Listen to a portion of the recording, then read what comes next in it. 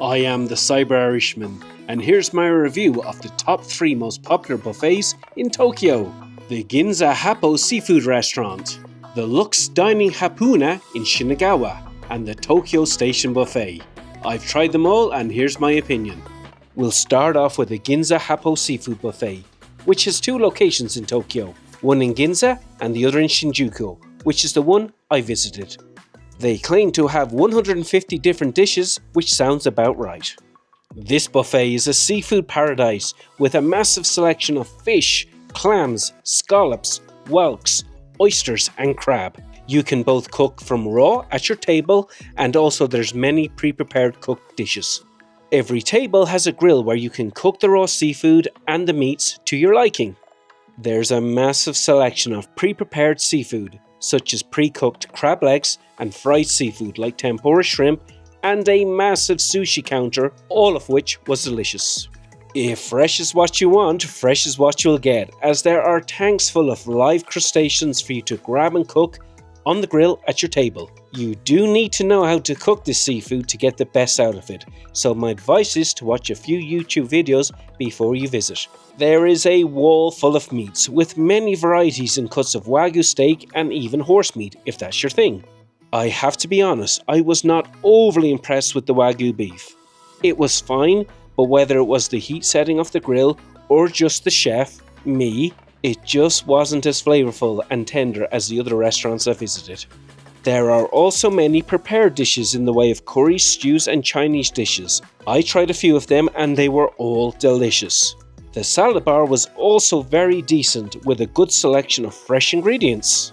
Now, if you are a seafood lover and you know how to cook seafood on a grill in its own shell, then this is the place for you.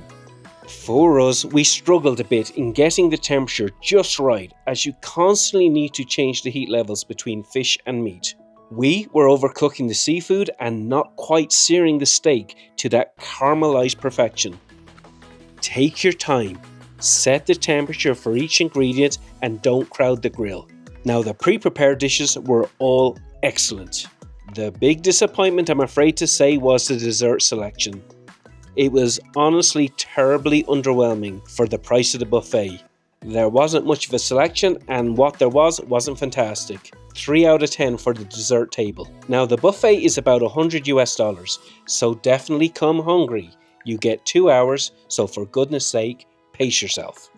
It also has an all-you-can-drink option, and the selection of sake looked fantastic. I might not bring a first date here, but it is a great location for a bunch of friends. Now, the second restaurant on the list is the Lux Hapuna in Shinagawa, and I would take a date here. This restaurant is located in the Prince Hotel, just out the west exits of the Shinagawa railway station. The inside space is bright and airy and feels very inviting and relaxing. The ambience is honestly a lot better than the Ginza Hapo restaurant. This is a buffet, but all the food is prepared in advance. There is no cook at your table here, but there is one utterly outstanding feature coming up later. Starting off, there is a good salad bar with plenty of choices and even a featured cheese studio with local specialities. There is a wide selection of hot and cold prepared dishes, all of which, as you would expect, were excellent. There's a Japanese take on fish and chips, and a duck and salmon dish wrapped in brioche, which was to die for, as well as some steamed mussels for those of you who like fish and seafood. There was plenty of meat, both beef and pork, served carvery style, as well as some short ribs. There was a selection of Asian-inspired sweet and sour dishes and some dumplings and dim sum, so plenty of dainty little nibbles, as well as a small selection of terrines. Although the sushi selection was nowhere near as large as the Ginza Hapo, the sushi dishes were creations carefully produced and looked and tasted amazing. So what is this outstanding feature you mentioned earlier, Andrew? The jewel in the crown is the dessert option. Oh my god, this place was dessert heaven. The only place in the world where I have seen anything like this was in Prague, where they take their sugar-laden little cakes and fancies very seriously. There was a matcha ice cream take on spaghetti they called a Mont Blanc, and a millefeuille cake, which is French for 1,000 leaves, that was out of this world. By the way, this type of cake is very popular in Japan and can be bought in every 7-Eleven. although nowhere near as good as here. But the standout winner was their matcha sponge cake, which they named the Matcha Opera. After 8 visits to Japan, this remains the most delicious dessert I have ever encountered. It was stunning. It's worth a visit just to try this cake. Now the prices are about $35 for lunch and $50 for dinner. This place is well worth a visit.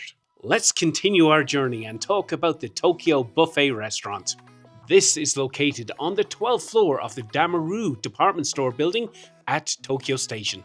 Be aware, like the Lux Dining, there is an extra charge if you want a basket of crab legs.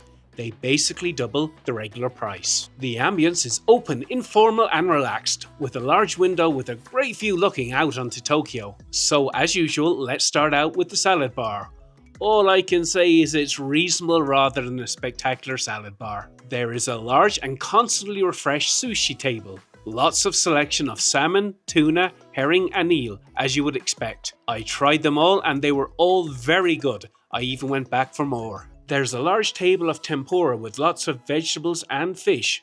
But for some reason the day I was there was no tempura shrimp. There's a cold bar area with some nice nibbles like potato salad and cold meats. There's another table with more sliced meats, fish, a lasagna type dish and some French fries. And another section with miso soup, rice, some chicken curry, spaghetti and some other hot pot like dishes. All in all, there was plenty of choice. The dessert table was very good. It had banana bread, a fantastic fruit pudding made with exotic fruit and condensed milk. There were a couple of creme caramel variations and some mochi and brownies. You can be sure I checked out all the desserts and the quality of everything was very good. I had no complaints. This restaurant is about $22 for lunch and about $50 if you want the basket of crab legs.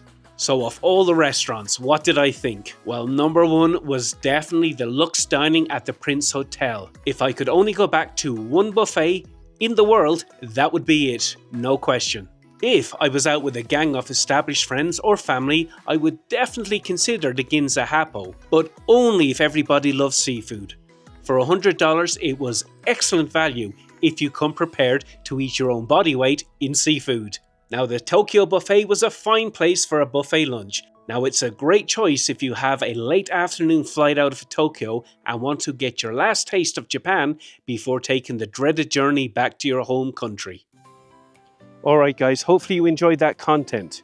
If you enjoy my Digital Nomad content, or you enjoy my travel vlogs, or you want to learn about AI and cybersecurity, then follow me here. All the good stuff. Subscribe, like, turn on notifications, and if you wouldn't mind, leave a comment. Those really help as well. Whether it's Andrew, great video, or you're having a terrible hair day, it doesn't really matter. If you're interested in corporate training in AI or cybersecurity, then my contact details are in the description below. Either way, I'm Andrew Howard. I'm the Cyber Irishman. Thanks so much for joining me today, and hopefully I talk to you again soon.